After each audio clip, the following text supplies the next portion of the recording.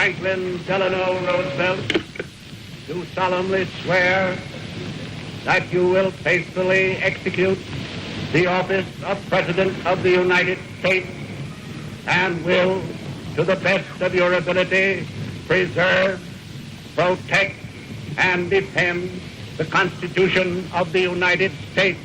So help you God. I, Franklin Delano Roosevelt, do solemnly swear that I will faithfully execute the office of President of the United States and will, to the best of my ability, preserve, protect, and defend the Constitution of the United States. So help me God.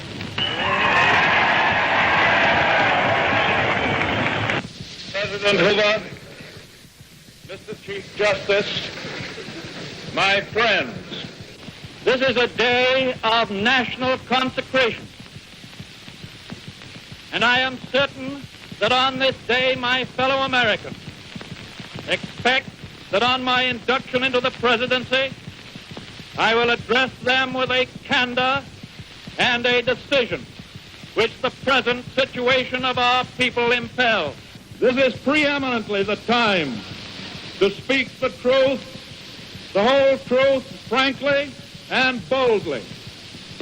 Nor need we shrink from honestly facing conditions in our country today. This great nation will endure as it has endured, will revive and will prosper.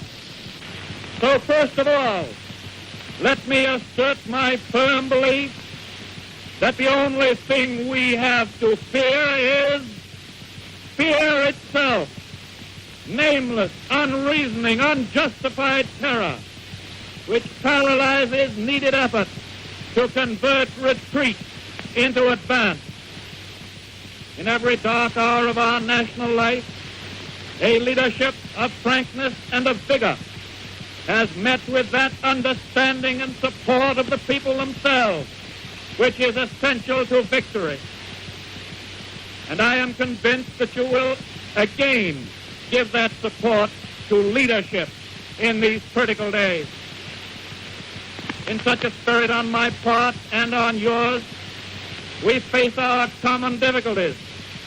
They concern, thank God, only material things. Values have shrunk to fantastic levels. Taxes have risen. Our ability to pay has fallen.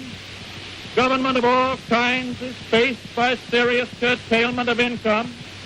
The means of exchange are frozen in the currents of trade. The withered leaves of industrial enterprise lie on every side. Farmers find no market for their produce, and the savings of many years in thousands of families are gone. More important, a host of unemployed citizens face the grim problem of existence, and an equally great number toil with little return. Only a foolish optimist can deny the dark realities of the moment. And yet our distress comes from no failure of substance. We are stricken by no plague of locusts. Compared with the perils which our forefathers conquered because they believed and were not afraid, we have still much to be thankful for. Nature still offers her bounty, and human efforts have multiplied it. Plenty is at our doorstep, but a generous use of it languishes in the very sight of the supply. Primarily, this is because the rulers of the exchange of mankind's goods have failed through their own stubbornness and their own incompetence, have admitted their failure and have abdicated. Practices of the unscrupulous money changers stand indicted in the court of public opinion, rejected by the hearts and minds of men. True, they have tried, but their efforts have been cast in the pattern of an outworn tradition. Faced by failure of credit, they have proposed only the lending of more money. Stripped of the lure of profit by which to induce our people to follow their false leadership, they have resorted to exhortation, pleading tearfully for restored confidence. They only know the rules of a generation of self-seekers. They have no vision, and when there is no vision, the people perish. Yes, the money changers have fled from their high seats in the temple of our civilization. We may now restore that temple to the ancient truth.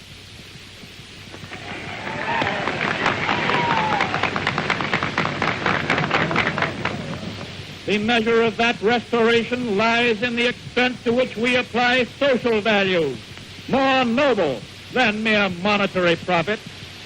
Happiness lies not in the mere possession of money. It lies in the joy of achievement, in the thrill of creative effort. The joy and the moral stimulation of work no longer must be forgotten in the mad chase of evanescent profit. These dark days, my friends, will be worth all they cost us if they teach us that our true destiny is not to be ministered unto, but to minister to ourselves, to our fellow men. Recognition of that falsity of material wealth as the standard of success goes hand in hand with the abandonment of the false belief that public office and high political positions are to be valued only by the standard of pride of place and personal profit. And there must be an end to a conduct in banking and in business which too often has given to a sacred trust the likeness of callous and selfish wrongdoing. Small wonder that confidence languishes, for it thrives only on honesty, on honor, on the sacredness of obligations, on faithful protection, and on unselfish performance. Without them, it cannot live. Restoration calls, however, not for changes in ethics alone. This nation is asking for action, and action now.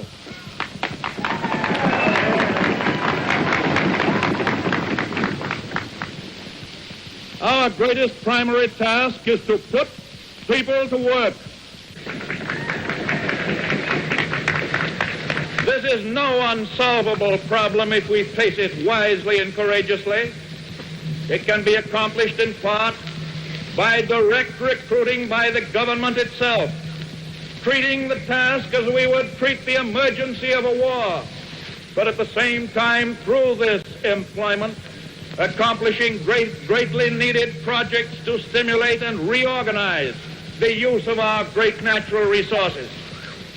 Hand in hand with that, we must frankly recognize the overbalance of population in our industrial centers, and by engaging on a national scale in a redistribution, endeavor to provide a better use of the land for those best fitted for the land. Yes, the task can be helped by definite efforts to raise the values of agricultural products, and with this the power to purchase the output of our cities. It can be helped by preventing realistically the tragedy of the growing loss through foreclosure of our small homes and our farms. It can be helped by insistence that the federal, the state, and the local governments act forthwith on the demand that their cost be drastically reduced. It can be helped by the unifying of relief activities which today are often scattered, uneconomical, unequal.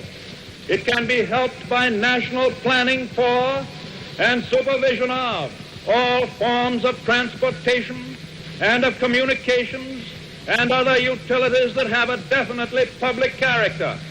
There are many ways in which it can be helped, but it can never be helped by merely talking about it.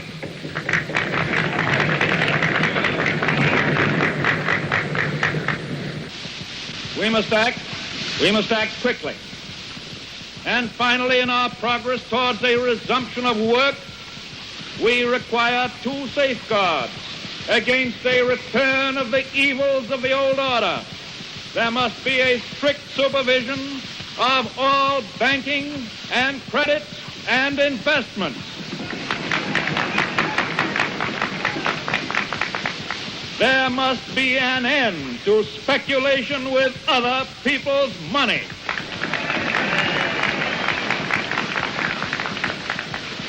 And there must be provision for an adequate but sound currency.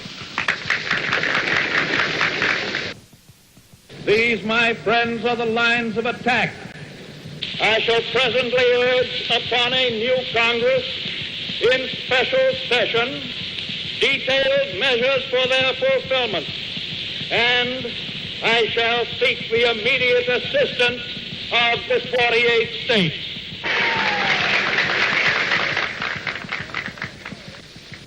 Through this program of action, we address ourselves to putting our own national house in order and making income balance outgo. Our international trade relations, though vastly important, are in point of time and necessity secondary to the establishment of a sound national economy. I favor, as a practical policy, the putting of first things first.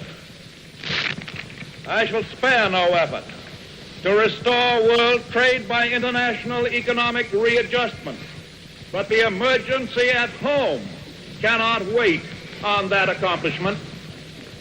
The basic thought that guides these specific means of national recovery is not narrowly nationalistic.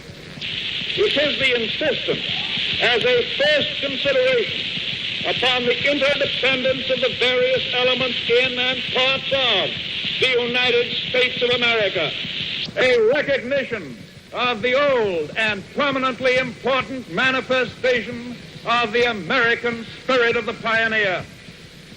It is the way to recovery. It is the immediate way. It is the strongest assurance that recovery will endure. In the field of world policy, I would dedicate this nation to the policy of the good neighbor.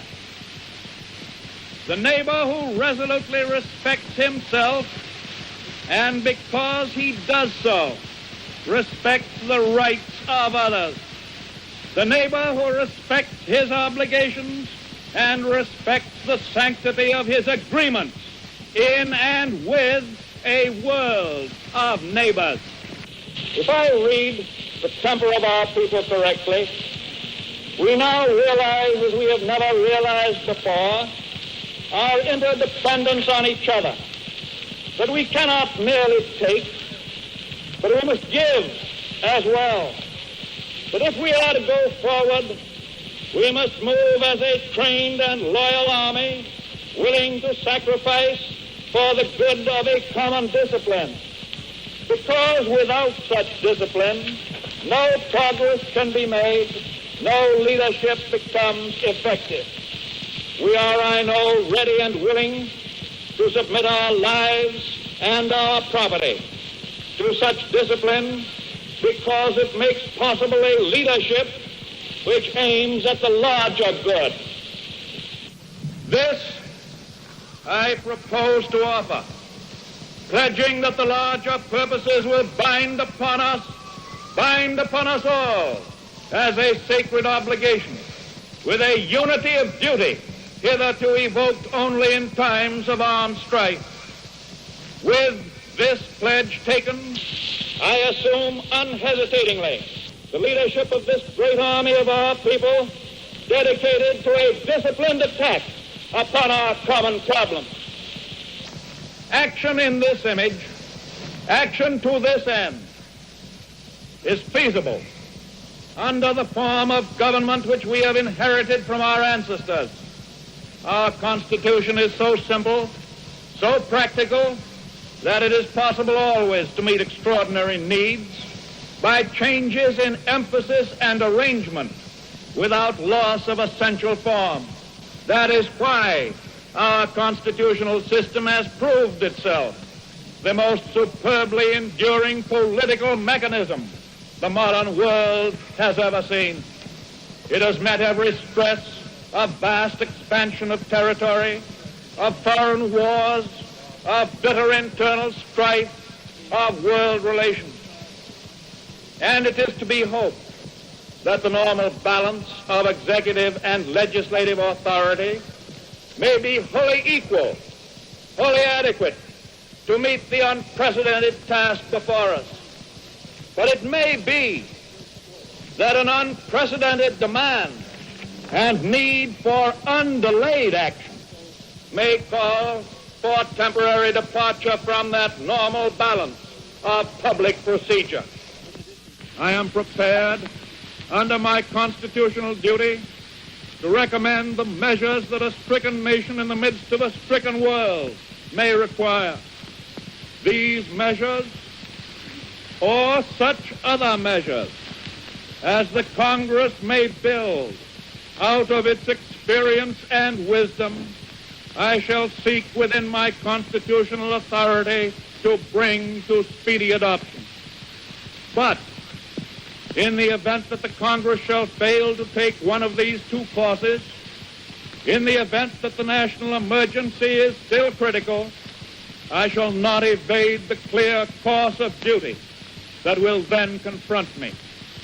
I shall ask the Congress for the one remaining instrument to meet the crisis: broad executive power to wage a war against the emergency as great as the power that would be given to me if we were in fact invaded by a foreign foe.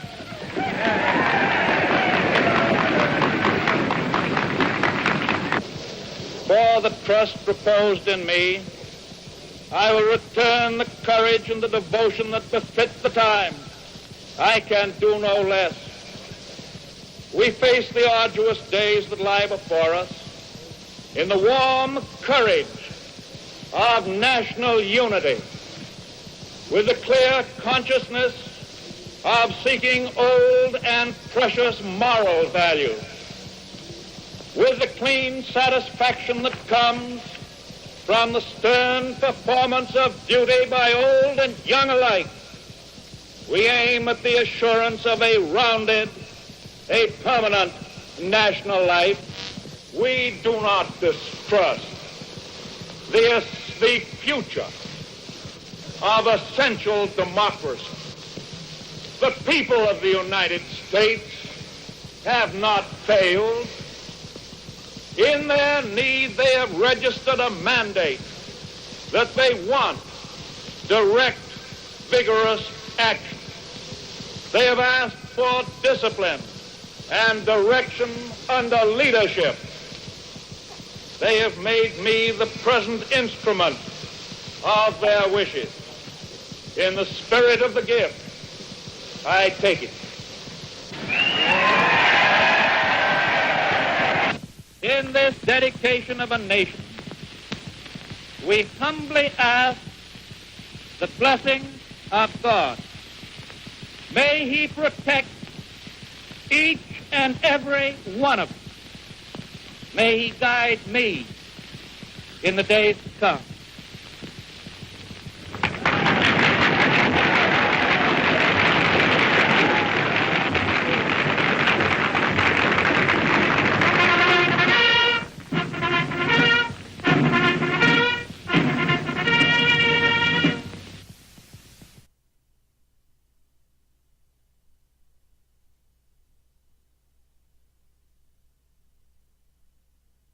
Get ready to defy expectations with Optimum's 100% fiber internet network. The best, fastest, and most reliable internet. Tap into the ultimate power for work, play, and gaming. Opt in to Optimum. Get fiber internet starting at just $40 a month. Call, click, or visit a store.